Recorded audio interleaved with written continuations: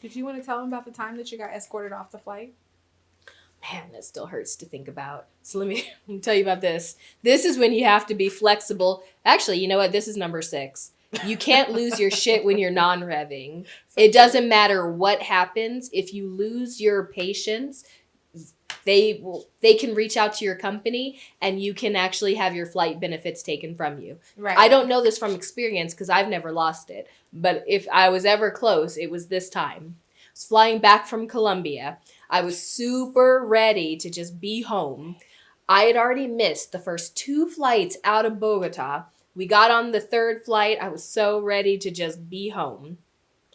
We get into New York and I get onto my first flight. Now, mind you, I'd had a crazy day.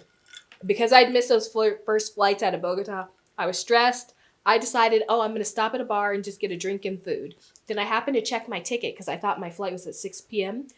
My flight landed at 3. I thought my next flight was at 6 p.m. Turns out it was at 4:10. Oh my God. Is that how you did this? Look, I never knew that. Yeah, I sat down, I'd ordered food, they started calling boarding, and mind you, I was right in front of my gate. I could hear them boarding people. So as I'm waiting for my food, I'm running back and forth with my backpack strapped to me because I'm like, if I miss the food, I miss the food. The money's got to be lost. So I'm running over to the gate. Hey, did you call Non-Rev? No, not yet. So then I'm running back. Hey, did my food come out? No, not yet. So I'm just kind of like bouncing back and forth trying to see what's happening until I find out that I get my food and then I run back over and they start calling Non-Rev. Okay. I'm the very last person. They call me and I'm like, oh, yes, put me on the plane. So I get on the plane, I sit down, as you do. You pull out your headphones, you pull out your charger. Yeah, you got your bag overhead. You have everything ready. Your phone's in your lap. Right. I'm like, yes. Right. I'm ready. And they close the door. It's like, we're getting ready to go. And then you see this woman who's kind of standing up, like kind of shouting, not shouting at the flight attendants, but saying something loudly. And once I took off my headphones, she's like, no, he's right outside. He's right here. I was like, well, I mean, he missed his flight. The door's closed. We're done. Ma'am, sit down. Take your seat so we can go. Well, that wasn't the case. He must have been causing a ruckus outside. She was causing a ruckus inside. I was like, well, take them both off the plane. They all missed their flights. Instead, what happened is they opened the door, and then I see a flight attendant come up to me, and she's like, excuse me, ma'am. Someone showed up. You're going to have to leave the plane. And let me tell you, like, you guys understand what non-rev is, but people on planes don't get it. Right. They think I've done something right. that I'm getting kicked off. Right. So mind you, I got my food in one hand. I've got my charger. I'm trying to put it in my bag, but I'm trying to move as fast as I can. So I sling my backpack. Because she's being considerate. I would not have been considerate in this situation, seeing as nobody else was considerate towards me. You're non-rev. Rule number 6 was if you lose your shit, you lose your flight benefits. I'm not losing it, but I'm going to pack up my stuff appropriately so I don't look like a vagabond dragging my shit off this airline. Oh my gosh, that's how I felt. Raggedy. Who you? Oh, never mind. Go on. So I've got all my stuff in my hands. I'm trying to grab my bag from the overhead bin. And then the guy at the front, he's like, sorry about that. I was like, yeah, it just wasn't my day. And so...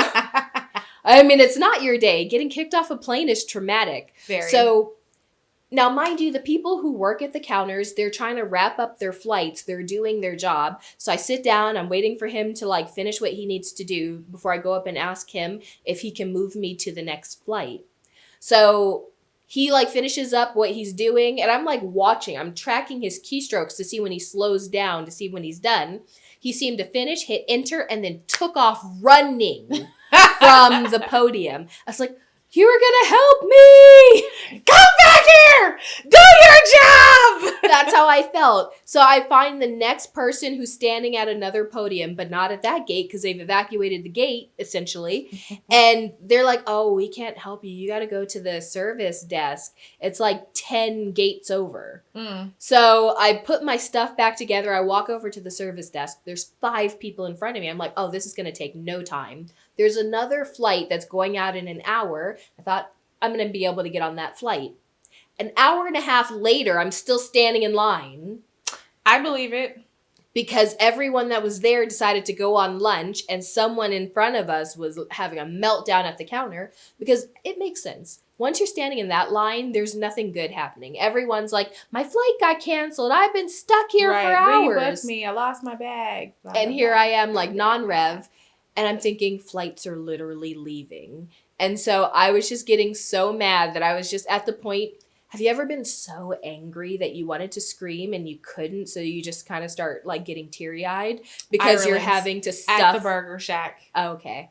Yeah. Well, that's what happens when you stuff your emotions down a little bit too far. Yep. Anger starts to just come out as tears. Yeah. Don't ever mistake my tears for weakness. I'm really holding back the Hulk. That was literally me not I'm screaming. really there like, just Hulk down. Exactly. So I get up to the front and I was like, well, I missed the last flight that I was trying to get on because this. And you're like, okay, keep it down. So I was like, well, I missed my last flight. And I was like, bring it back in. Just take your words back. Can you guys put me on the next flight? So they put me on the next flight. And I'm like, well, how does it look? Because I haven't like done my staff traveler. What are the odds? They're like, oh, it looks okay. I mean, it's a little full. It's like, okay, a little full? Just tell me how many open seats there are.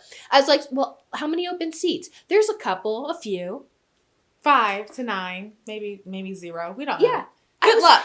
May the odds forever be in your favor. That's, I feel like, how they were treating you. That is how they were treating me. Because he did say good luck. And I was like, well, do I need luck?